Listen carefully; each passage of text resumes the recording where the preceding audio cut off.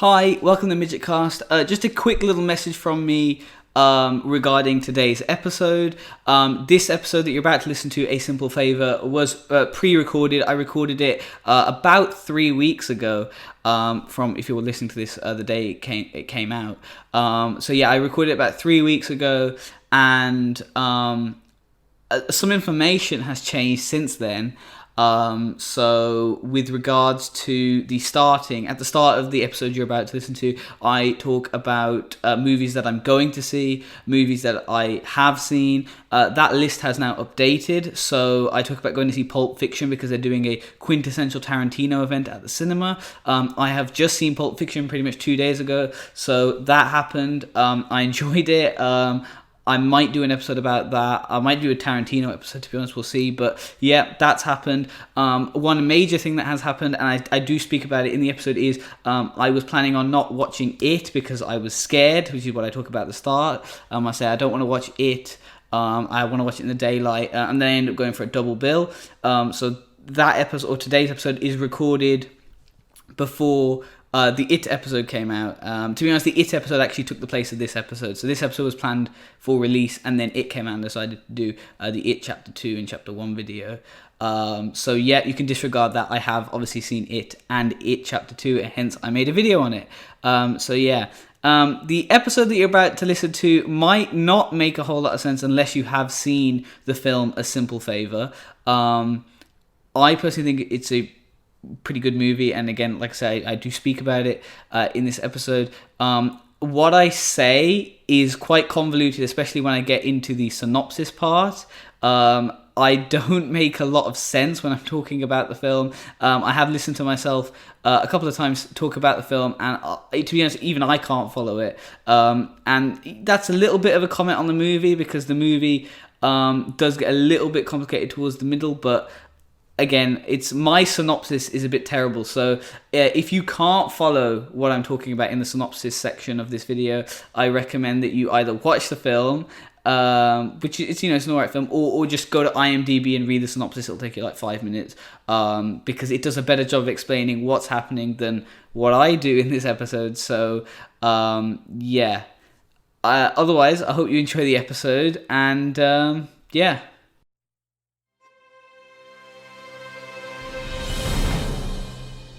Hello and welcome to Midget Cast. I'm Paramveer, and today I'm going to be talking about a movie that I watched recently called A Simple Favor. But first, on the topic of movies, I've been watching a lot of movies recently, in addition to a lot of TV shows, as I find myself having a lot of free time. And I'm always looking for new movies to watch. I'm interested in checking out whatever cool things that are out there, and typically my favorite genre of movie would have to be comedy, just because comedy's great, but then that's obviously closely followed by obviously action, but I do like mystery movies sometimes. I am into the kind of mystery detective thing. Obviously I'm a huge fan of Sherlock, so I like the whole solve it at the end, or like a kind of twist thing. They're great. I love those kind of movies. Those kind of stories are just great. Even when they have like specific like bottle episodes and shows that are dedicated to this kind of topic, that's mystery. I like. It's quite good. I don't know if I'm a huge fan of thrillers a lot, because I'm first of all, I'm not a huge fan of horror.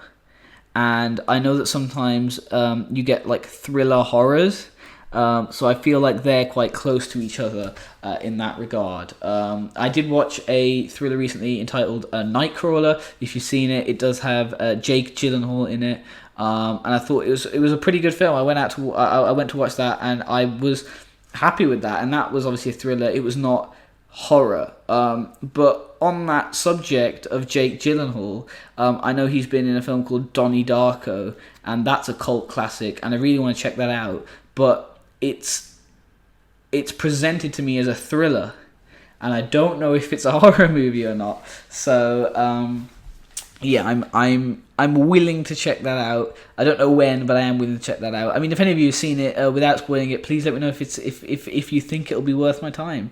If I'll get a good kick. I'm not asking if it's good, because again, I know it's pretty good and people like it, 'cause obviously it's a cult classic. I just want to know if you think it's my cup of tea, really. And if, again, that's only obviously if you've seen it. Then yeah, I'm probably more likely to check it out. With regards to horror, I recently have watched The Shining. I know it's long overdue, especially with the amount of references in everything that The Shining has been in. And one of the things that tipped me over the edge to watch it was that I've been recently into podcasts. A lot of podcasts. I'm recently making and listening to podcasts, and one of the podcasts that I listen to a lot is this one created by the Warp Zone, who are a bunch of YouTubers. They've created this one called "How Did You Miss That?" and they talk amongst each other, and they single out one person that hasn't seen a movie that they probably should have seen, and then they make them watch that movie and then they discuss it. And one of the ones that they were discussing was The Shining.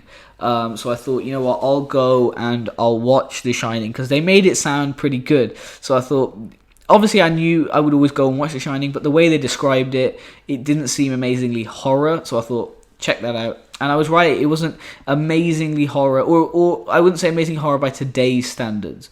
And that, I would say, is saying something, because obviously I personally think today's standards have probably slipped a little bit when it comes to horror. I know back then it was all about like psychological horrors, small like little things in there. But now it's all about jump scares, and the jump scares are the things that I don't like, really. I don't like the jump scares. I don't like that kind of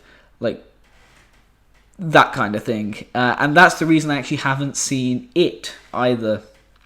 It 2 is coming out, and I want to see It because I want to see It 2 because I've seen the trailers, and the trailers look good, but again, they look like jump scary, and I don't like jump scares, so if I watch that, I'll probably watch that with the lights on in the daytime, with a friend, because I know I'll be scared. So Ben or Matt, if you're up for it, come over, we'll watch It, because I know you want to go to watch It 2, and I'll watch It 2 with you, but I want to watch It 1 first in the daylight while the lights are on, because I'm worried about it. I don't know if it's amazingly jump scary or anything like that, but yeah. I am about to watch Watchmen, the movie by Zack Snyder. I have not seen it. That hasn't obviously been on an episode of How Did You Miss That? But I know that they're making a new season they're making a series out of it, and they're shoving it on HBO. And I saw that trailer, and that trailer looks pretty good. And I'm willing to watch it, really. I know that a lot of comic book people do like Watchmen. I thought, well, there's a little bit of a lull, as there's no Marvel movies now. So why don't I check out Watchmen, get my superhero fix? And yeah, I think that's pretty good. So I've got that, and I'm going to watch it. And obviously, if I think it's good enough, I'll make a podcast video about it. But I'm not sure yet. I haven't actually seen that yet. Other things I've also got to see as well, Quentin Tarantino movies. I have not seen a whole load of Quentin Tarantino movies, which again comes as a surprise to people. I think I've seen 2, and that's Kill Bill 1 and Kill Bill 2, which I don't know if they're one movie. Like, I know it's part 1 and part 2, or volume 1, volume 2, but I don't know if it's counted as his one film or as 2 of his films. So I'm going to say 2, but it might be 1. I've seen both of those films, and I liked them. I thought the Kill Bills were great.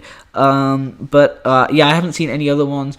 I know that everyone flipping loves Pulp Fiction. I have not seen Pulp Fiction. I need to watch Pulp Fiction. And I will, because the cinema near me is doing something that they call Quintessential Tarantino, and they're playing, so far they've revealed they're playing 4 of his movies, which are Reservoir Dogs, both Kill Bills, and Pulp Fiction. So if I go to the cinema, I probably won't watch Reservoir Dogs because I don't know a lot about that one. But definitely I'm going to go watch Pulp Fiction, and I might watch the 2 Kill Bills again. The whole point of this is obviously his new film is out, Once Upon a Time in Hollywood, which I have not seen. I don't know how into it I'll be because, again, I don't know his signature mannerisms or anything that he puts into his movies, but I'm willing to check it out. I'm willing to check out his movies, watch the quintessential Tarantino, and hopefully it'll be good. And obviously, like I said, if any of them are good, or any of them are typically terribly bad, then I'll make a podcast. I might do like a Tarantino episode and just talk about a bunch of his films in that. But we'll see. So that's pretty much it from films I haven't seen. Film I have seen, A Simple Favor, which is a film that was directed by Paul Feige, which I did not know until after I'd watched it. I'll go into a little bit more about that in a bit, but this film was recommended to me by Usman. I'm not going to tell you now what he told me, because what he told me was a little bit of a spoiler. So I'm going to wait for the spoiler section to tell you how he introduced it to me. But he said, you should go and watch A Simple Favor. And so I did.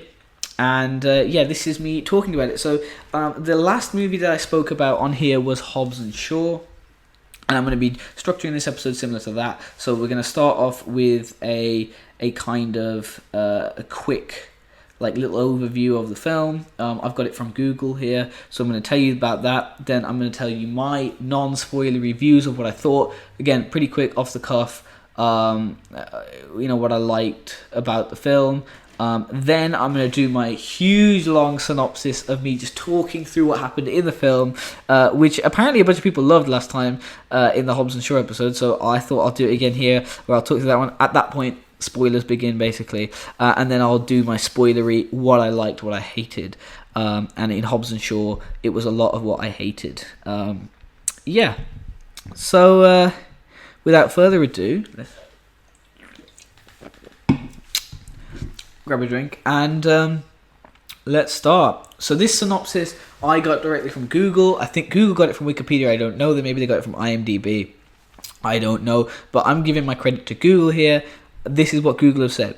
A Simple Favor, directed by Paul Feige, centers around Stephanie, played by Anna Kendrick, a mommy vlogger who seeks to uncover the truth behind her best friend Emily, Blake Lively's sudden death from their small town.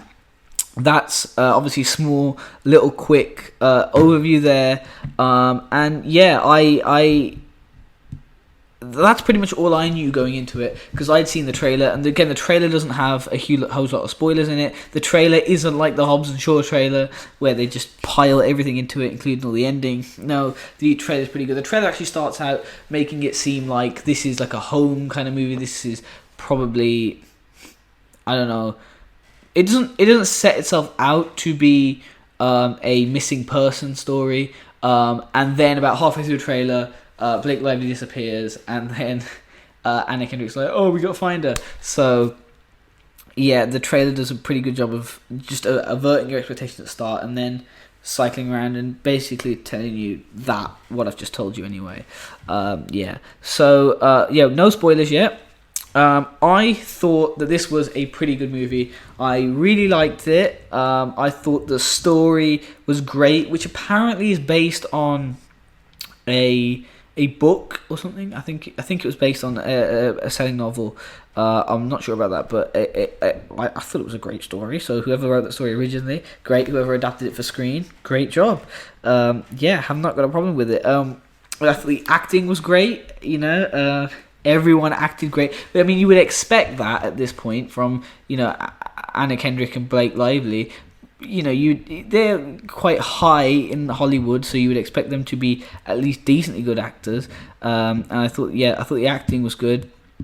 The set design was great. So I've started recently just looking in the backgrounds and just looking at how they've dressed the set, how the colors obviously communicate the person.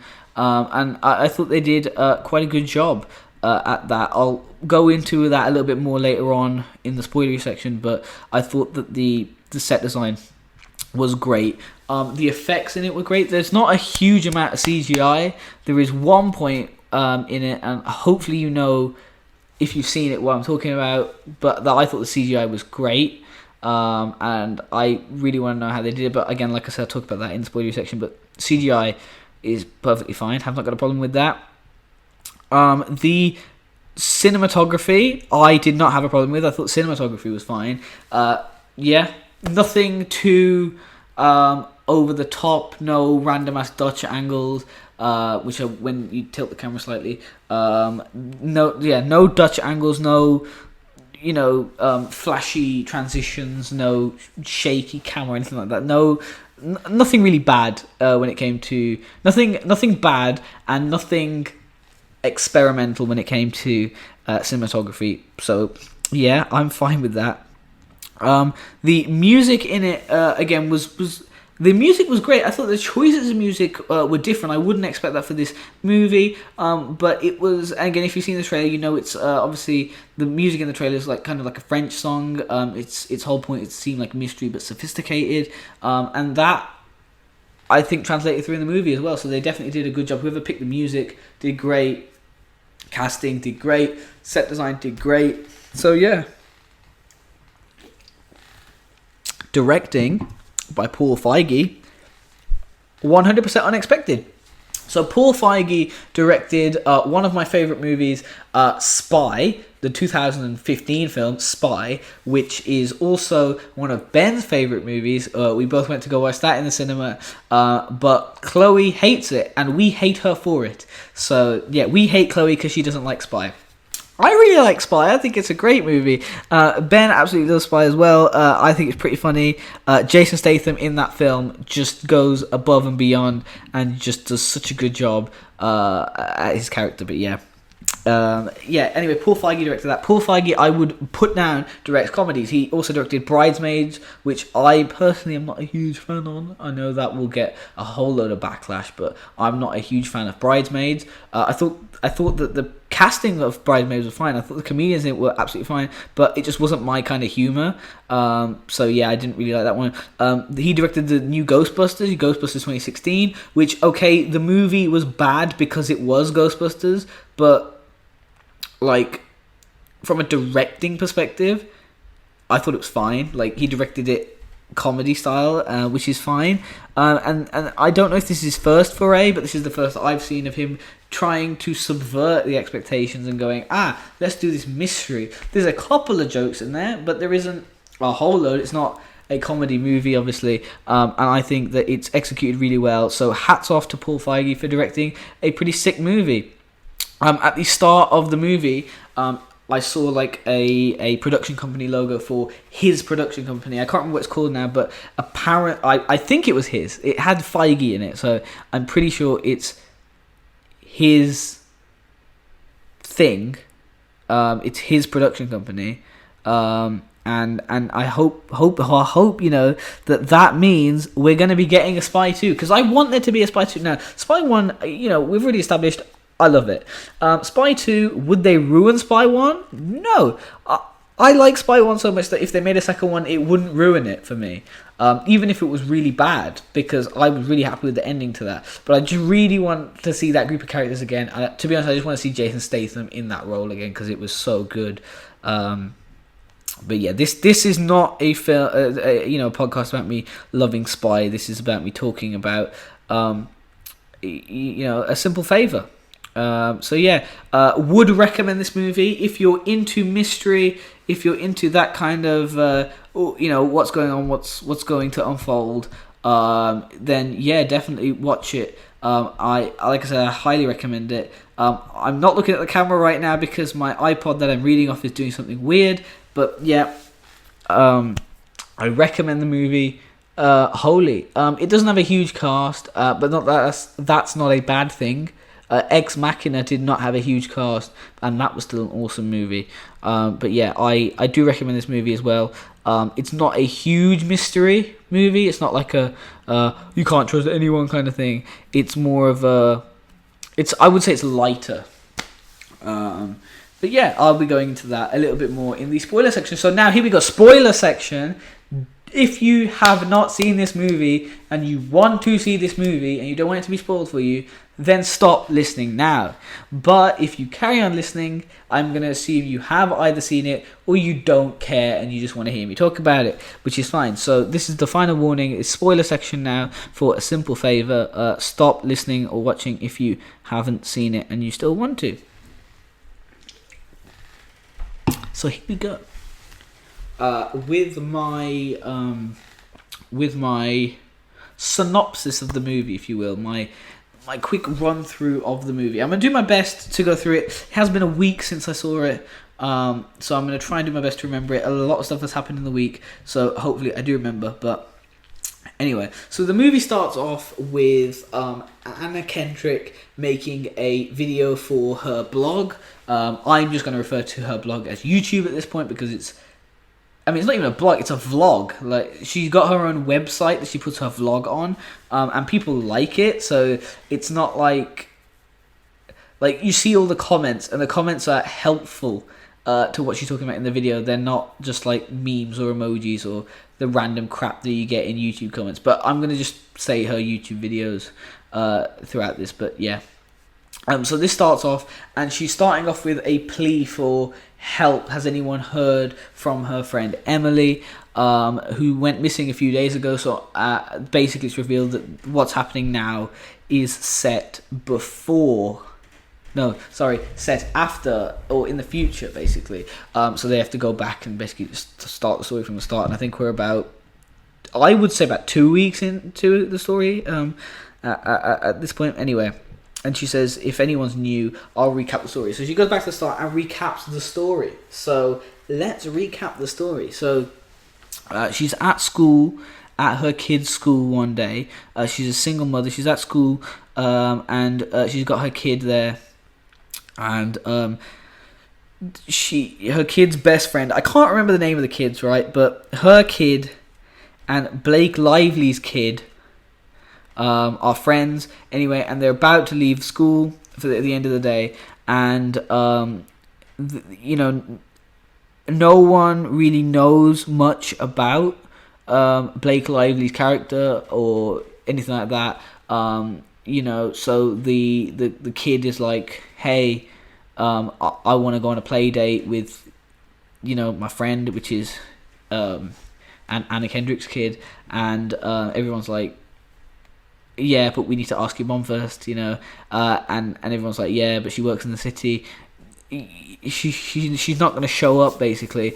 And then out of nowhere, she just shows up in the middle of the rain to collect her kid, which was apparently unexpected. But I would hope that someone would be there to pick up her kid. Like, it wasn't made clear whether there was a nanny or she was coming or the husband was coming to collect the kid. So if she wasn't there to collect the kid, I would be worried. But anyway, yeah, she comes to collect the kid, and yeah, she says, yeah, you can come over for a play date. Great. They get to Blake Lively's house, and they start talking. Obviously, the kids run off and go on their play date, and Anna Kendrick and Blake Lively start talking. What are their names in the movie? Stephanie and Emily. I think that's going to be easier to say because obviously I've got to say their two names. But so Stephanie and Emily are talking.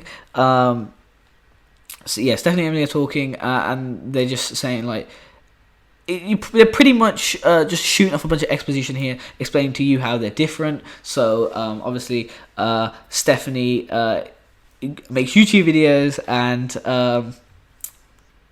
Emily works for a fashion company, and they're basically just like setting the ground here.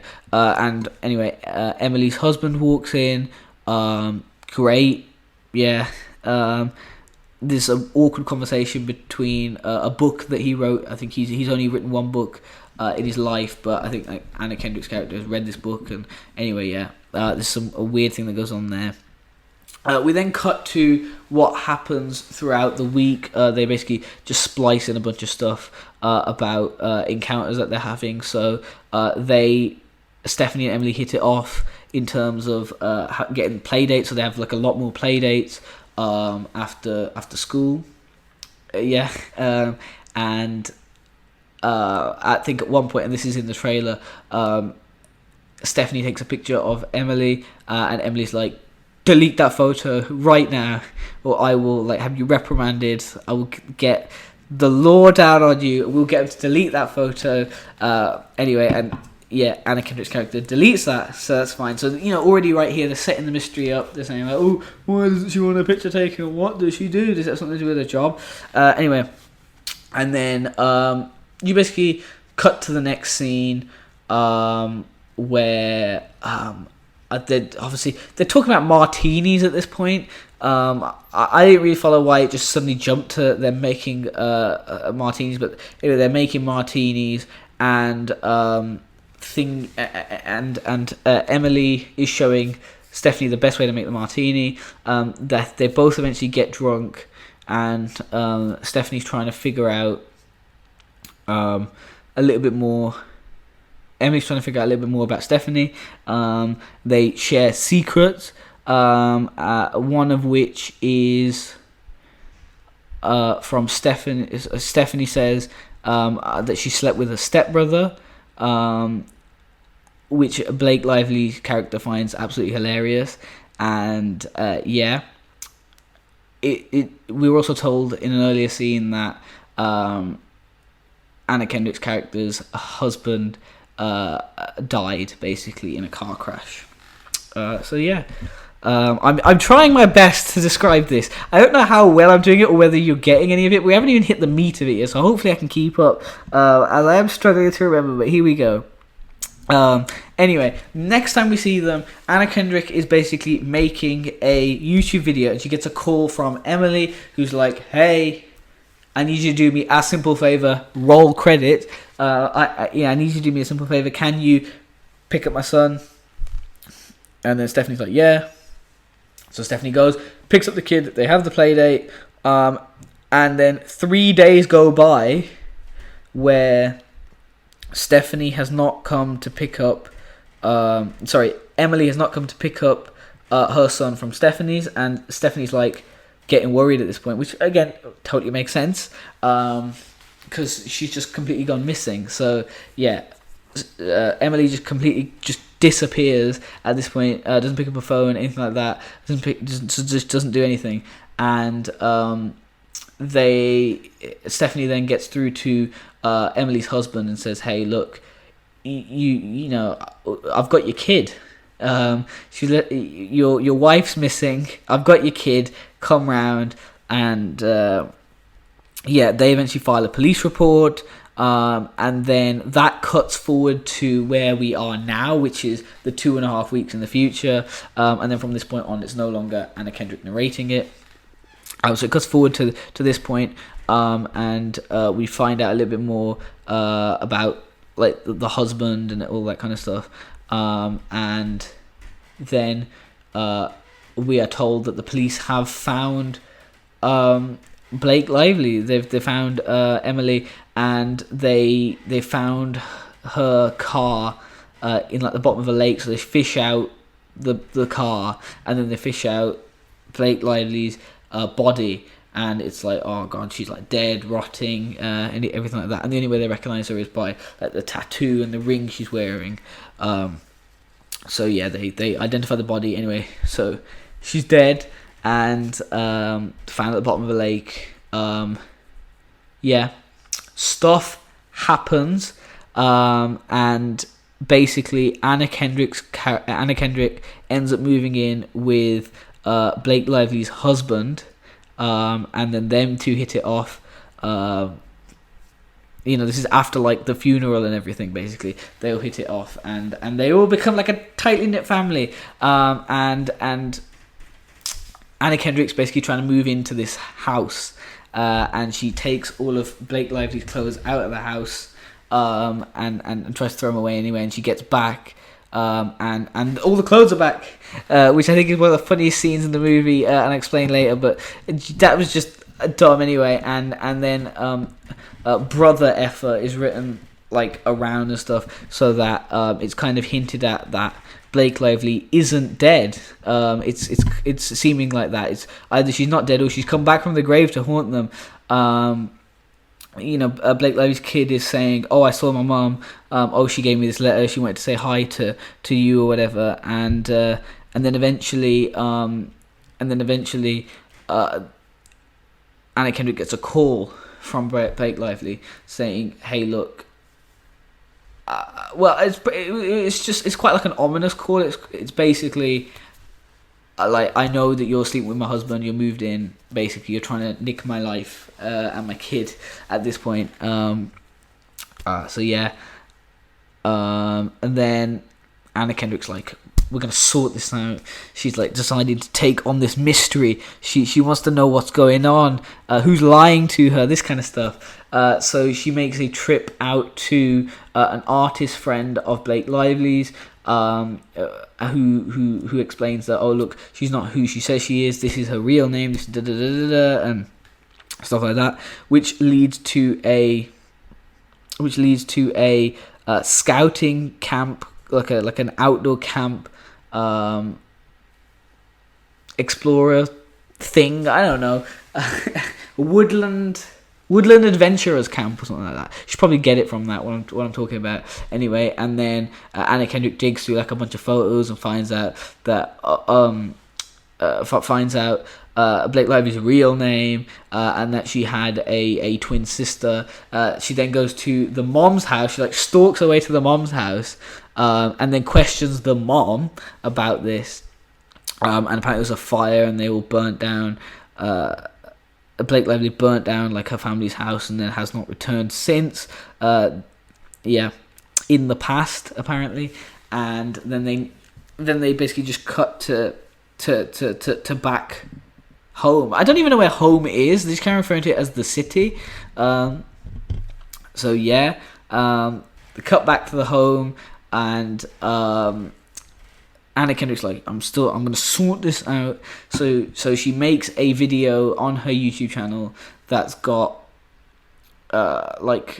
she's basically justifying it as calling it like a memorial gift. So I'm going to do this to honor my friend that's gone missing and died, on her channel. And she pretty much says on there what time, like where she's going to be at a certain time, and that she's going to be bringing martinis, which she does. She makes the martinis at Blake Lively's gravesite, and Blake Lively shows up and says, "Oh, you managed to wheedle me out of like the woodwork, and now I'm out here talking to you."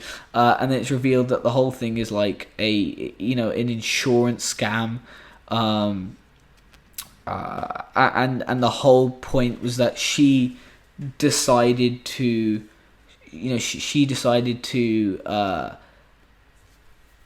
fake her own death and stuff because of like a $4 million life insurance plan that the husband took out, which means that there would be more money for them, and then they could obviously give money to the kid. Which, I mean, I don't understand that point personally, but like I said, I'll go into that later on as well. This is getting really dodgy at this point. So this is the point where like all the twists start happening. So they like threaten them to like then team up and decide to like threaten the husband, who then like goes to jail and then comes back from jail, and then like it's revealed that Blake Lively's twin called her up and said, "Hey, we need to meet," hence why she went missing all that time long ago. And there's some really cool effects where it's obviously they're twins, but there's not two Blake Lively's. It's like a double imposing, anyway, and she kills her for asking for money, and it's her body that they fished out of the lake. I bet you didn't see that coming. And yeah, so that's like one of the twists. And then like I think Anna Kendrick fakes to shoot the husband so that they can get the confession out of Blake Lively. And see, this is just, it's getting so dodgy at this point for me to explain. Like, you need to just watch it to understand what's going on. And eventually Anna Kendrick does get a confession because she's got a camera on her button, and it was recording and live streaming the whole time. So then Blake Lively does eventually go to prison. So I'm going to leave that there because I've somehow stumbled my way through that synopsis, and everyone probably hated that, but I'm pretty impressed that I managed to recount as much as I did, because like I said, it's been a week and it's starting to drop out my memory, but I am happy that I did remember that much. Now I'm just going to talk about some things that I liked, some things I hated, various things in the movie. The first one was something that I was starting off with earlier, and that was this £4 million life insurance policy. And I'm just really confused as to why they needed that, because obviously if you look at the house that they're in, it's a humongous house. It's a huge house, and that house was either bought on the book sales of that book he wrote a long time ago, or it's from Blake Lively's job, which means she does make enough money to buy that house. Now, to me, that house did not look like a cheap house. It looked like that was probably at least $1 million. So she makes $1 million in order to buy the house in the first place. But anyway, she then decides to do this whole, scam or whatever, so that she can pay for. Oh, actually, no, she doesn't do that, though, does she?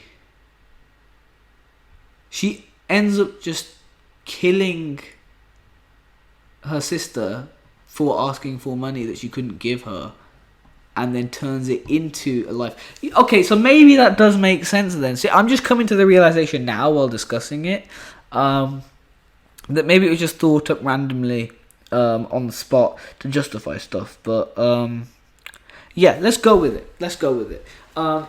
One of the things that I didn't like was the dead body. So the dead body that they fished out of the lake at the start. Oh, I say start out of the middle of the movie. They fish obviously Blake Lively's body out of the lake.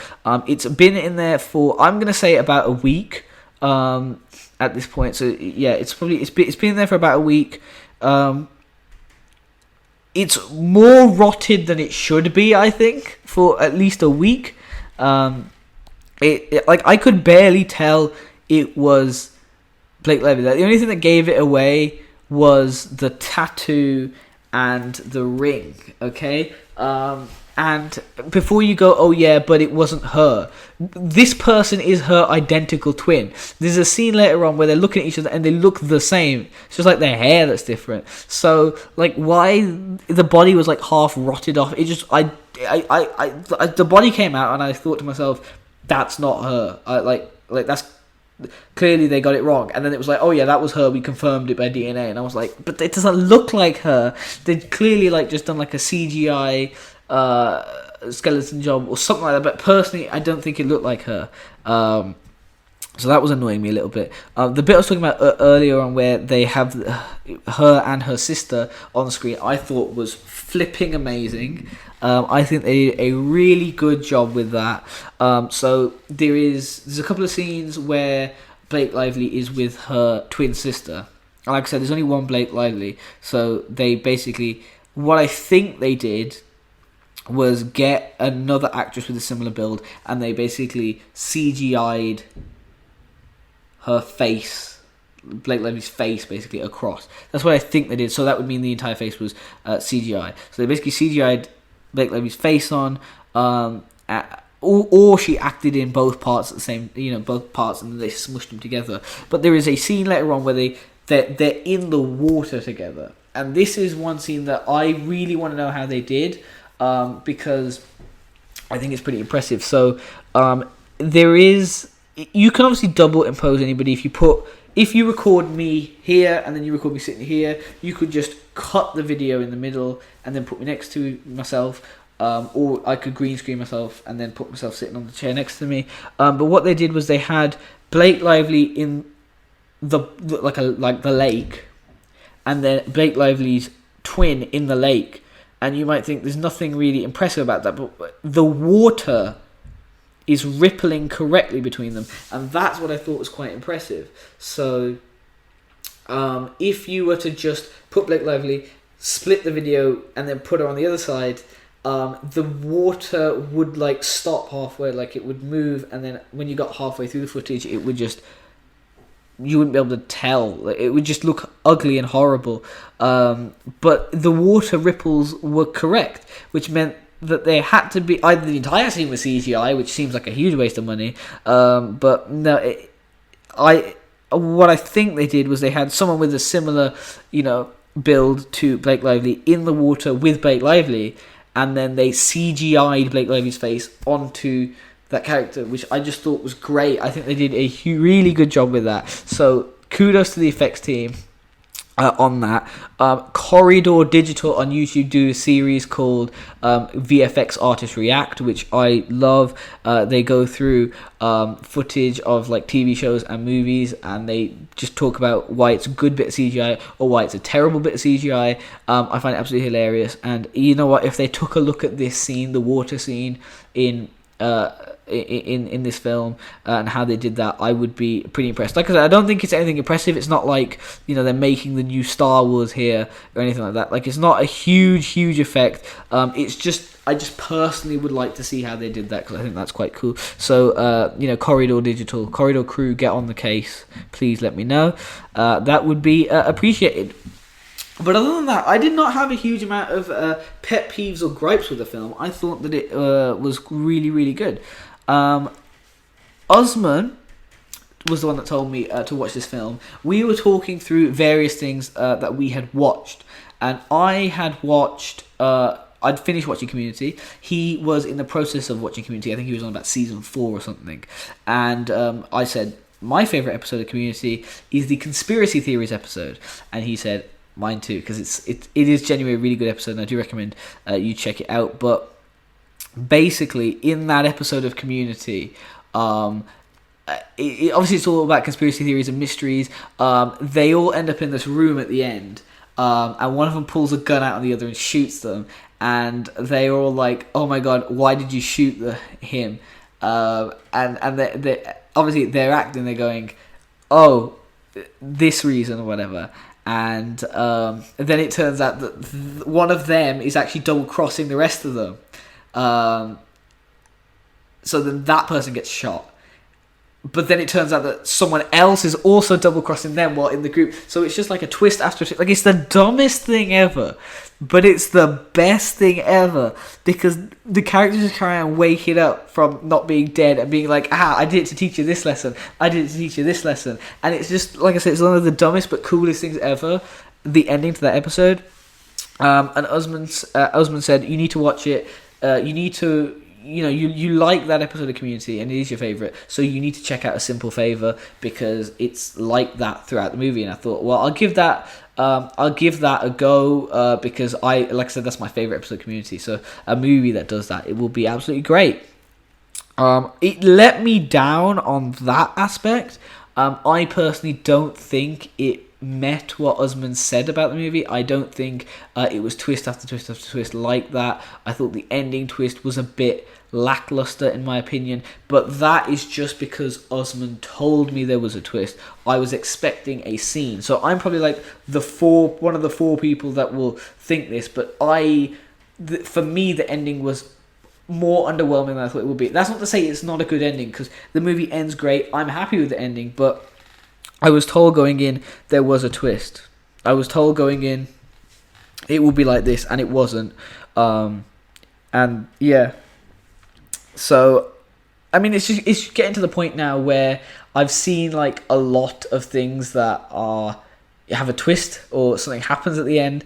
I've seen a lot of things where I'm at this point I'm prone to seeing something I'm not expecting. I'm like, oh yeah, there's the twist. Oh yeah, there's that. I'm not going to be amazingly shocked when it happens at this point anymore. And I think that Usman telling me that the twist was a similar scene and there's a bunch of twists happening meant that I was a bit on edge there.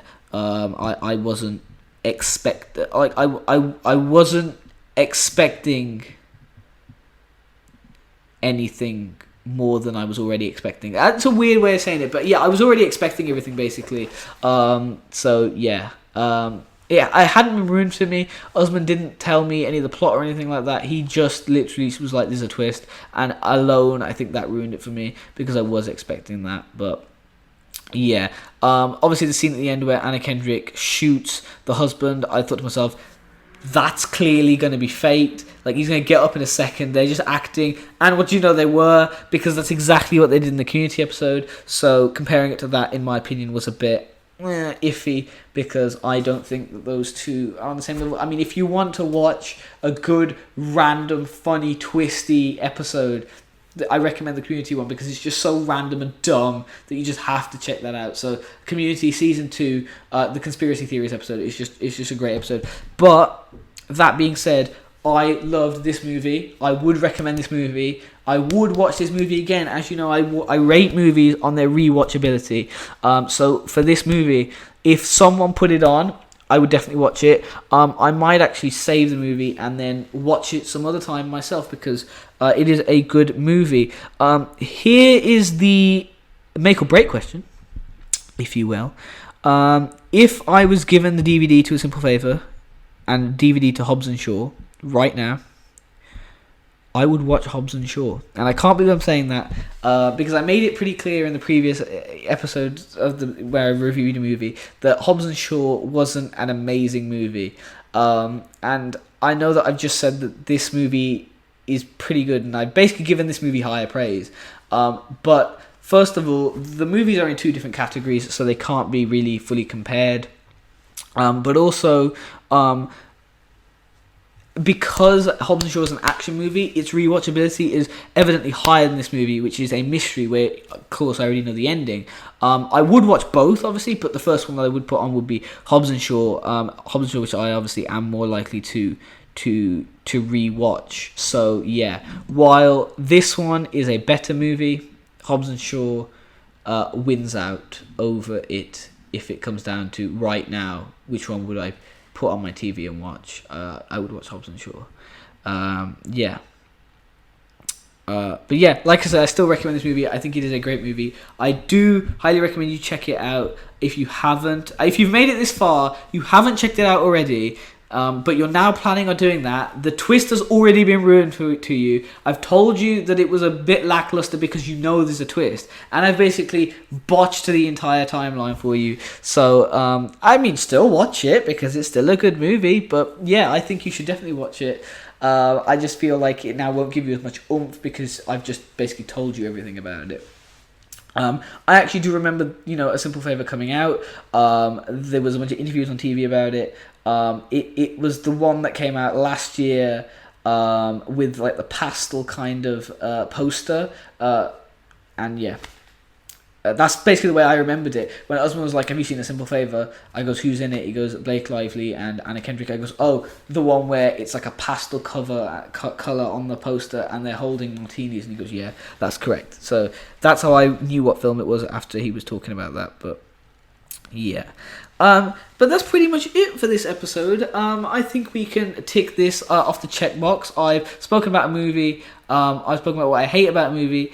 And I've completely botched up the synopsis for the movie. So, yeah. If you did manage to follow that, congratulations. Because I don't even think I followed that. And I'm the one that's saying it. So, yeah.